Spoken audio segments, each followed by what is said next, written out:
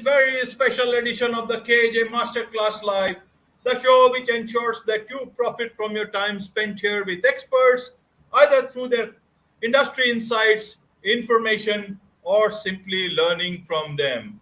And today we have Thomas Storteboom, founder of I2E Solutions, a consulting practice helping companies bring their ideas to life.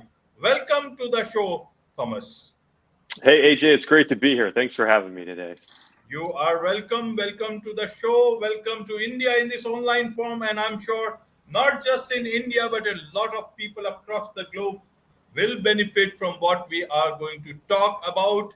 We'll talk about business innovation, challenges, and solutions with you. So let me ask you in this form to understand for the audience in India as well as outside is that, long back, Victor Hugo said, nothing is more powerful than an idea whose time has come. And many people say it this way that nothing can stop an idea whose time has come.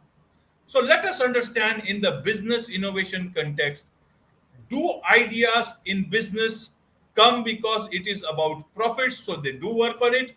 Or is it about that idea is there for the benefit of everyone and that the time for that idea has come? How does that work? You have been in great companies. You know about business innovation better than a lot of people in this world. So help us understand about this business innovation stuff, and then we'll take it further. Yeah, that's great, AJ. And I think that's a great question. And I tend to lean on the side that when an idea's time has come, it's going to come. Because when the market is ready and the consumers are ready for the idea, then they're going to adapt and migrate to the idea. I mean, you can just think back to the old cameras of film cameras, right? Kodak actually invented the digital camera. The time came for the digital camera, but Kodak, in their sight of only seeing profits from film, did not adapt. But the rest of the industry did, because the time came for that idea, and ultimately it disrupted the marketplace. So when we talk about, is it just for business profit, or is it because the time for the idea has come? I lean, when we're talking about disruptive innovation, it's certainly around the time has come for that idea to be in the market, and the consumer is ready for it. They're just waiting for somebody to bring it to them. And then you have the choice as the business, do we want to get into that or do we not? And that's always the tough question when you're on the inside. Absolutely. So how much are companies prepared to see it that way? You talked about Kodak. We in India can see that example of Nokia. It was the dominant player in the phone industry here. Everybody used to talk Nokia. Today they talk about other companies. So how much are companies, they understand about business innovation? How much they keep their ears on the ground? How much they actually understand whether the market is there or the customer wants something from it? Help us understand this part about the company's understanding of this, and whose job is in the company to understand about this. Is it about the CEO who can go after, say, 3 years? Is it about someone else, board of directors, or is it about somebody below that? Yeah, and Nokia is a great example. I love that example, right? They were a dominant player and didn't see the change coming and just got left behind. When we talk about companies that do it, it varies by company. Some companies are really good at adapting and bringing new innovations to market and just being at the forefront of where their customers are. And then some aren't. And I think a lot of it has to do with how well does a company understand its customer base? How well does it understand the markets that it's operating in, the competition, and really the experience that the user is having with their product? If there are a lot of times when disruptions happen, it's because somebody starts to eliminate a pain point that somebody has with an existing product. And then that lower entrant or that new entrant to the market, by eliminating that pain point, can really gain a lot of ground. And that's what starts the disruption. So it's those companies that are able to do it. They have a great understanding of who their customer is, what they're doing with their product, what their pain points are, and they're really trying to address those on a regular basis. The companies that are happy with what they're doing, they might have a big product line, they might, be plodding along very steadily. Those are the ones that typically miss it because they have a big let's call it a cash cow, right? Making a ton of money for them, one big product line or two big product lines. And they're just working that product line, and they're ignoring where the marketplace is going or the pain points of their customers. So that, to me, is kind of the answer to that one. When you asked about whose role is innovation in the company, let me follow up on that one. I think it's everybody's. A lot of companies put innovation in one group or in a box, and it's their role. Those are the innovation people. That's the innovation group's job to do innovation. And I tend to think that is not the best way to do it, because it takes insight. It takes everybody. When you have a new idea, the innovation group's not the one that's going to bring it to market. It's the rest of the company. So the earlier you can get their input into the ideas and into the process, it's way better. So for me, innovation is everybody's responsibility. Right, right, Thomas. But you learned your expertise, in Ford, innovation expertise in Ford Motor Company, CHEP, and Cox Automotive, and all these big companies. But there are a lot of companies, who need this sort of a DNA into their DNA. And so how does that happen? Because is innovation limited to only particular sectors? Like in automotive, yes, you understand that they need to get in new stuff all the time. In mobile phones, you see that happening. iPhone 15, I guess. I don't have an iPhone, but I guess it's they are talking about iPhone 15. There is a lot of buzz about that. So how does those sectors where there is not much talk of innovation, they understand about big ideas, new ideas? Otherwise, they will just get simply wiped out of their businesses. So that is why I asked, whose job is it about ideas? So help us understand this sector understanding, that about business innovation, about ideas that can be disruptive, and how do small businesses who have little, they understand, they have great ideas about vision about a particular thing, but who may not have that big idea or big bandwidth to understand actually where the market is going, and suddenly their business gets disrupted, but one by one new idea coming from anywhere across the world. Help us understand this. Yeah. So when we talk about, within the business context, it has to start with the CEO. They have to lead by example. So I agree, it's everybody's responsibility to bring things to market. The CEO has to lead it. If they're not setting a culture of innovation, it's not going to happen. When we talk about innovation in different business sectors, again, it really does come down to understanding your customers, understanding their pain points, how they're using the products, making sure you're innovating around their use case and bringing new features, new technology to them to move them forward.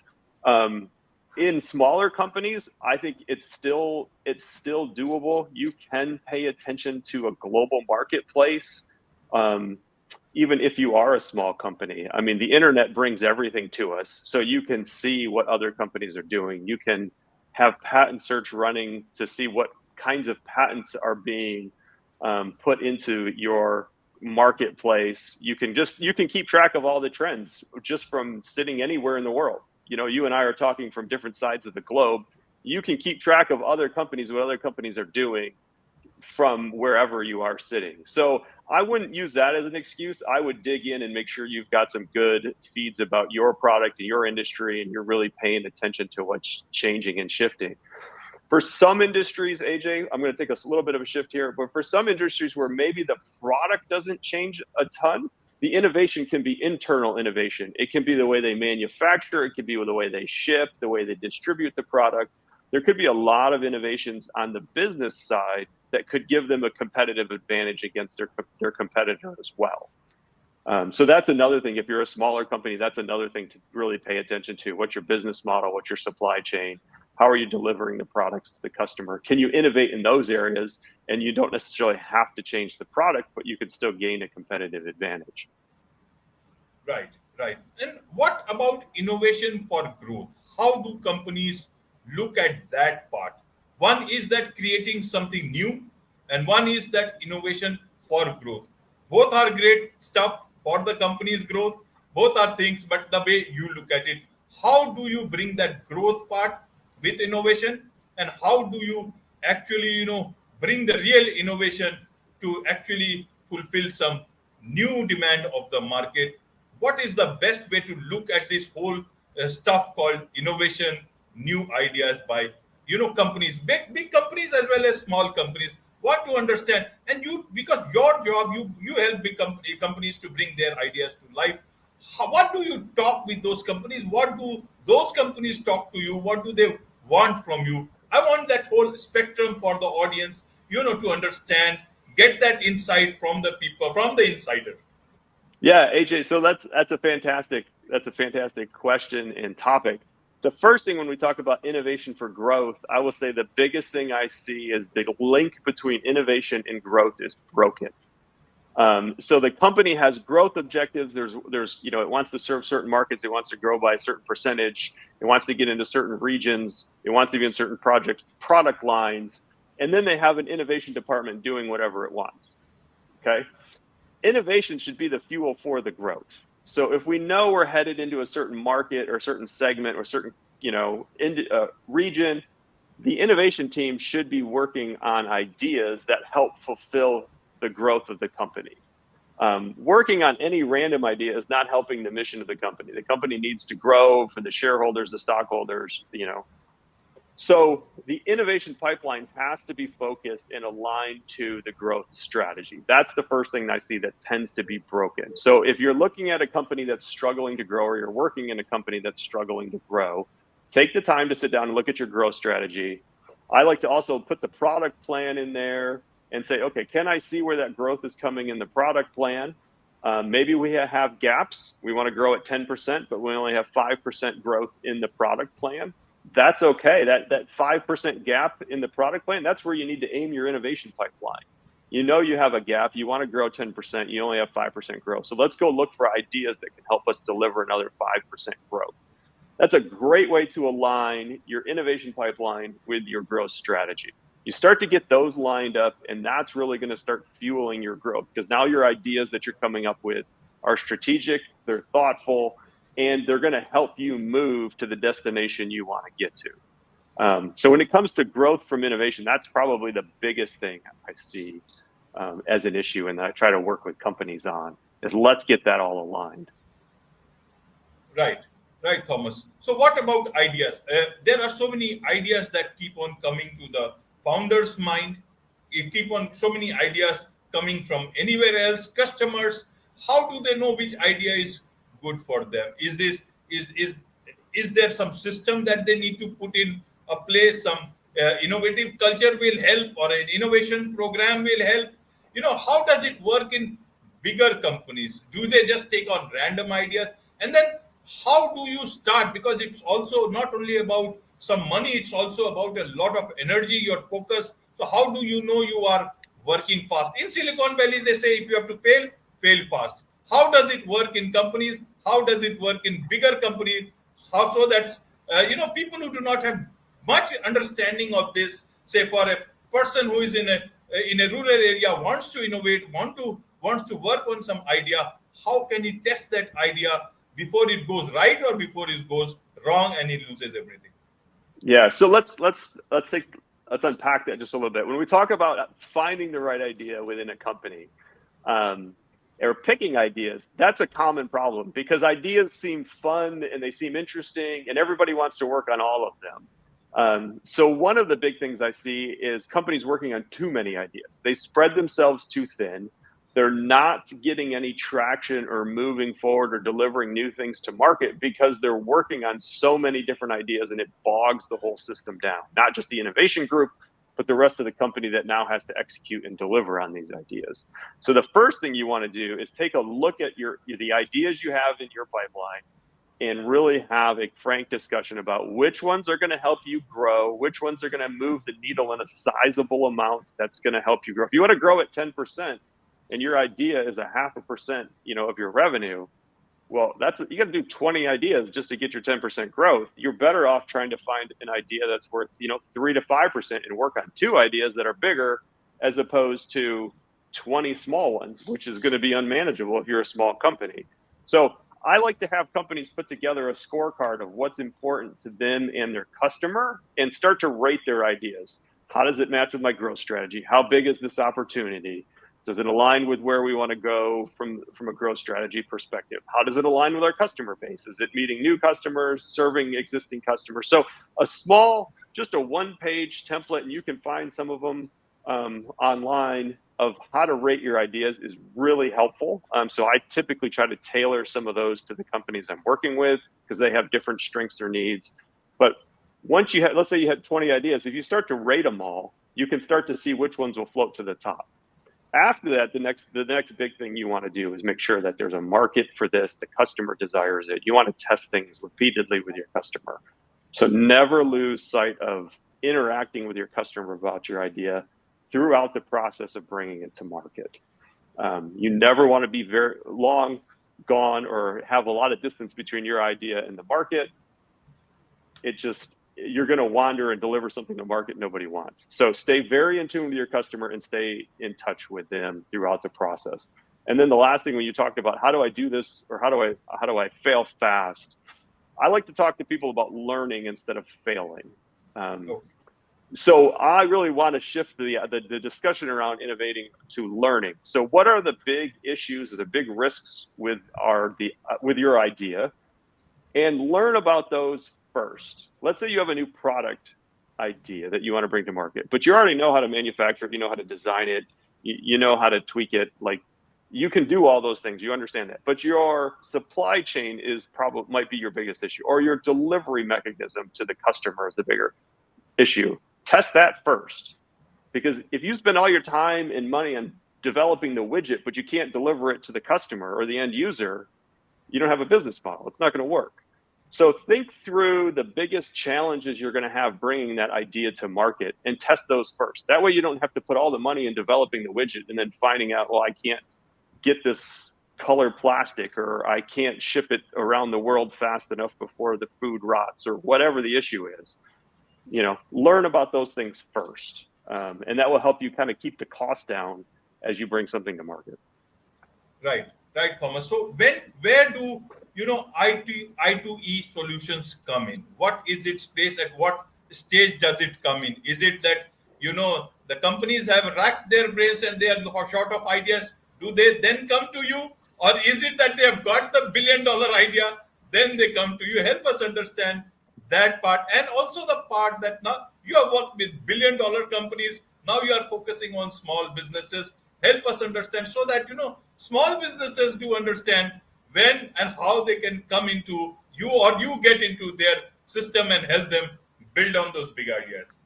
Yeah, and AJ, I can answer that really, really simply. I help companies that are struggling to grow and struggling to find great ideas to bring to market. That's where I help. And I am happy to help anybody in that space. If your challenge is coming up with the idea, I can help you brainstorm, help your team focus on getting some more customer-centric ideas.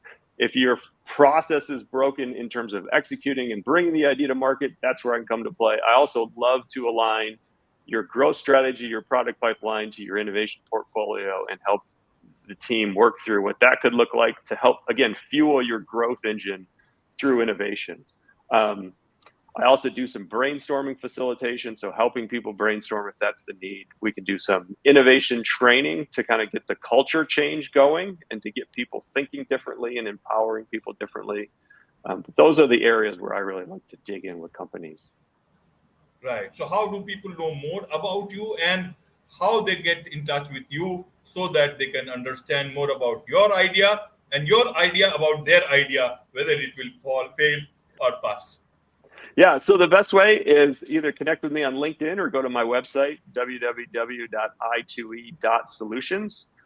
Either one of those, contact me there. That's a great way to get in touch with me. And if you want to learn more about, what I publish or the articles that I find, either one of those spots, I put all the contents that I create as well.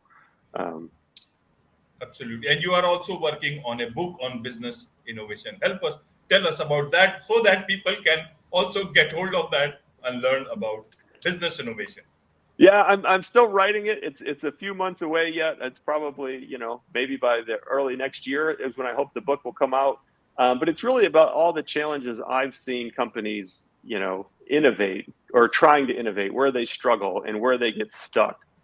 So it's going to be a list of, some of the things we talked about on the call today, too many ideas, not picking the right ideas, those kind of things. And then some simple solutions to try to help companies get unstuck and move forward in those areas.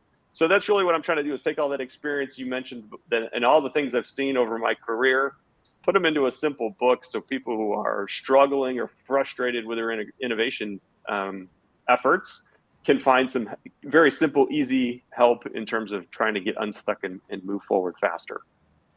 Absolutely, move forward faster, and with the hope that a lot of ideas will come to life with you there in the picture. It's a wrap on this very special edition of the KAJ Masterclass Live. Thank you so much indeed for joining us.